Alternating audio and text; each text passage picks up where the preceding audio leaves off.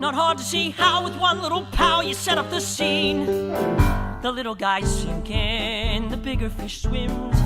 From the second you wake in a bed. Yeah, Cagney was really, for me, a dream that started almost 20 years ago. I was in acting school and a teacher said to me, you kind of remind me of Jimmy Cagney. You're built like him, similar energy, that kind of thing. And all I knew at that point was Yankee Doodle Dandy. And then I started delving into his movies and reading about who he was as a man.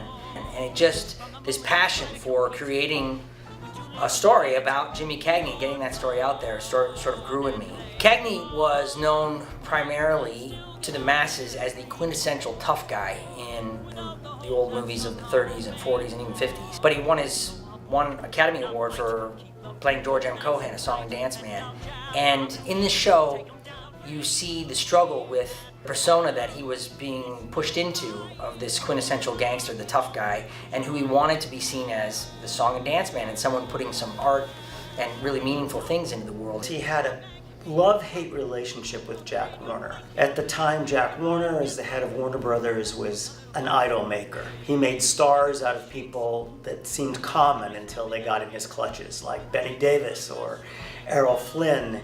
So when Warner got a hold of James Cagney, who had then been an actor on Broadway and in vaudeville, he made him into this gangster persona that took him such a long way in the movies. So what we've decided the play is about is a person who resists the image that has made him rich and famous and actually beloved. We thought when we were devising the score that to not include numbers, a couple of iconic numbers like Yankee Doodle Dandy, Grand Old Flag in the score would not be doing service to the song and dance side of Cagney.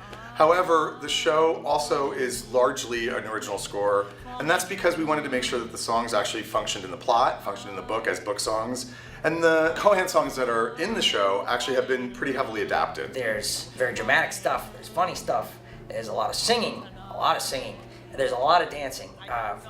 Big production numbers, a lot of tap dancing. Jeremy Benton, who's just a world-class tap dancer and great actor, great singer, plays Bob Hope, among other things. And everybody in the show, all four of those who get to dance, are phenomenal tap dancers, and we do a lot of it. I think the intimacy of the York Theater and the magnitude of the dance, the Josh Burgas choreography that's going to go on in this place is one of the major things that I'm looking forward to. One of the most interesting things about Cagney is how it's original. It feels familiar because it's a character that we know, but we learn things about this character we did not know. We move through time in a different way.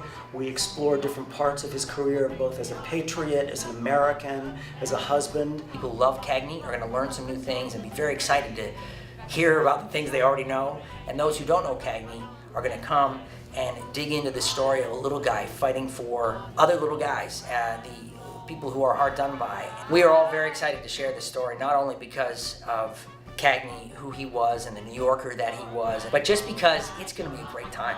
There's a lot of tap dancing, there's a lot of great songs, and we can't wait to see you in the audience.